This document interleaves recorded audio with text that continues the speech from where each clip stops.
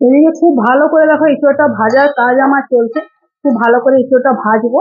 আর এদিকে একটা বড় বাটি নিয়ে নিয়েছি, দেখছি একটা কাঁচের একটা বোল নিয়ে নিয়েছি। তো এর মধ্যে টক দইটা ঢেলে দিচ্ছি।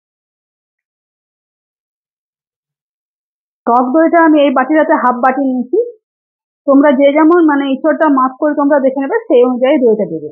তো তার মধ্যে দেখো দিয়ে দিচ্ছি এই মশলাগুলো: জিরের গুঁড়ো, ধনের গুঁড়ো, লঙ্কার গুঁড়ো, হলুদের গুঁড়ো। 4 রকমের মশলা এর মধ্যে দিয়ে দিলাম। তারপর দিয়ে দিচ্ছি চিনিটা। তারপর দিয়ে দিলাম নুনটাও। তারপর দিয়েছি কাশ্মীরি মেথিটা। তারপর দিয়েছি একটু স্বাদ বাড়াবার জন্য দিয়ে দিচ্ছি চাট মশলা। তো খুব ভালো করে এই পেস্টটা এভাবে মাখিয়ে নেব। খুব ভালো করে দেখো তোমরা কিন্তু এইভাবে স্মুথ করে পেস্টটা ভালো করে নাড়িয়ে চাড়িয়ে মেখে নেবে।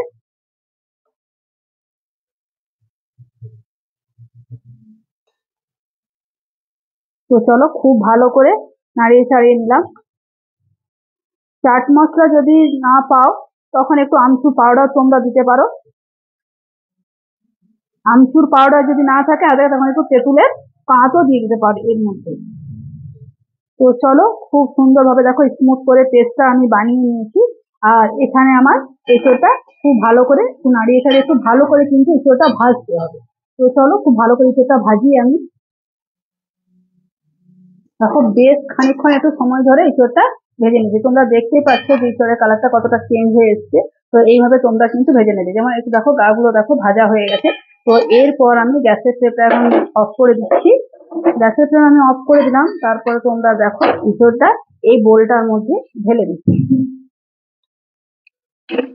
এঁচোড়টা খুব ভালো করে একটু চামচ দিয়ে ভালো করে ম্যারিনেট করে এখন এটা আমি আধ ঘন্টা রেখে দেবো, যাতে মশলার ফ্লেভারটা এই এঁচোড়ের মধ্যে ঢুকে যায়।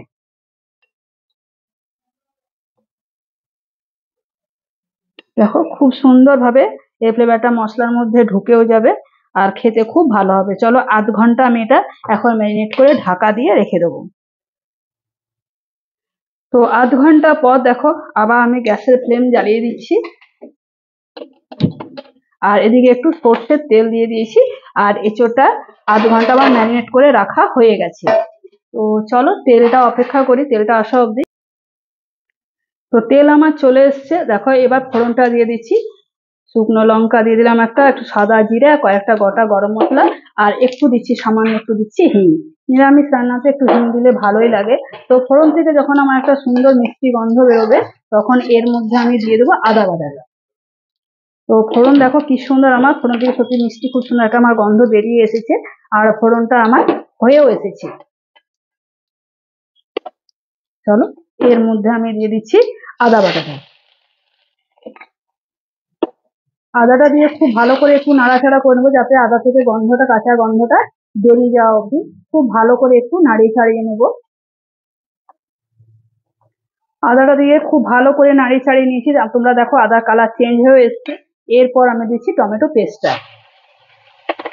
টমেটোটা তোমরা কুচি করেও দিতে পারো, কিন্তু আমি পেস্ট করে দিলাম গ্রেভিটা ভালো হওয়ার জন্য, একটু ঘন হওয়ার জন্য। চলো এদিকে টমেটো কাঁচা গন্ধটা যাওয়া অব্দি অপেক্ষা করি। আর এদিকে যে আলুটা সেদ্ধ করে রেখেছিলাম এই আলুটা এর মধ্যে এবার ম্যারিনেট করে নেবো। তোমরা চাইলে আগেও দিয়ে দিতে পারো। আর আলুটা যদি বলো কেউ ভেজে করবো তাও করতে পারো। আলুটা তোমরা ভেজে নেবে, কিন্তু আলুটা সেদ্ধ করলে একটু এটা খেতে ভালো হয়। তাই আমি 80% সেদ্ধ করে নিচ্ছি। আর তোমরা যদি ভাবো যে এঁচোড়ের সাথেই কেন দিদিভাই দিল না, তোমরা চাইলে কিন্তু দিয়ে দিতে পারো আর কি। আমি চাইলে দিয়ে দিতে পারতাম, কিন্তু আমি দেখলাম না একটু পরে দেবো, যেহেতু সেদ্ধ করা আলু তো নুনটা ঢুকে যাবে এর মধ্যে। একটু আমি নুন দিয়ে হালকা নুন দিয়ে আলুটা সেদ্ধও করেছিলাম। এখন যদি নুনটা আগে যদি দিয়ে দিতাম তাহলে নুনটা দিলে আলুটা ভেঙে যাবার ভয় থাকতো। তো চলো খুব ভালো করে ম্যারিনেট করে নিয়েছি। আর এদিকে দেখো টমেটোটা আমার হয়ে এসছে।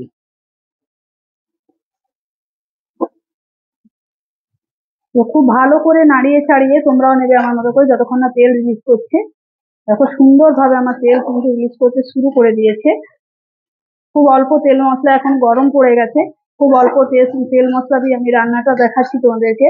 তো চলো আমার কিন্তু অলরেডি কাঁচা গন্ধ বেরিয়ে গেছে, খুব সুন্দর একটা মিষ্টি গন্ধ ছাড়ছে। চলো এর মধ্যে এবার ম্যারিনেট করা এঁচোড়টা দিয়ে দিচ্ছি।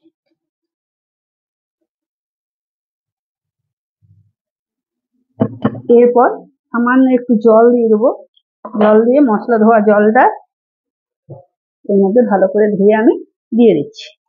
এটাও ভালো করে ধুয়ে দিয়ে দেবো।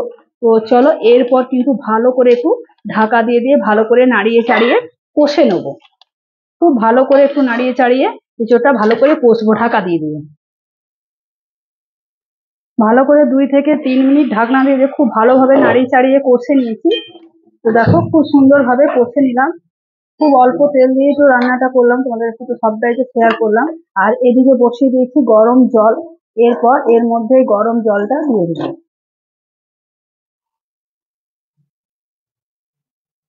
গরম জলটা দিয়ে দিলাম। আর এই সময়তে কিন্তু নুন ঝাল মিষ্টিটা একটু চেক করে নেব। তোমরা যে যেরকম ঝাল খাও সেরকমই ঝালটা দেবে। আর চিনিটা যদি কেউ না দিতে চাও তো চিনিটা স্কিপ করে যেতে পারো। দেখো আমি চেক করে নিচ্ছি, তোমরা চেক করে নেবে। তো আমার একদম সবটাই ঠিকই হয়েছে।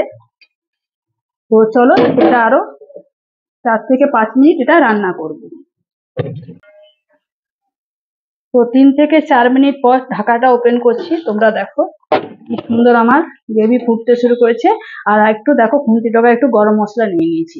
তোমরা চাইলে একটু ঘি দিতে পারো, আমি আর কিন্তু এই গরমের জন্য আর ঘি ব্যবহার আমি করছি না। তোমরা চাইলে একটু ঘি কিন্তু দেবে, ঘি দিলে আরো খেতে ভালো লাগবে। তো আমি আর ঘি দিলাম না। তো চলো এঁচোড় আমার এই দেখো একদম সেদ্ধ হয়ে গেছে। আর আলু তো সেদ্ধ করাই ছিল, তোমাদেরকে তাও দেখিয়ে দিচ্ছি। দেখো আলু আমার একদম ভেঙে যাচ্ছে।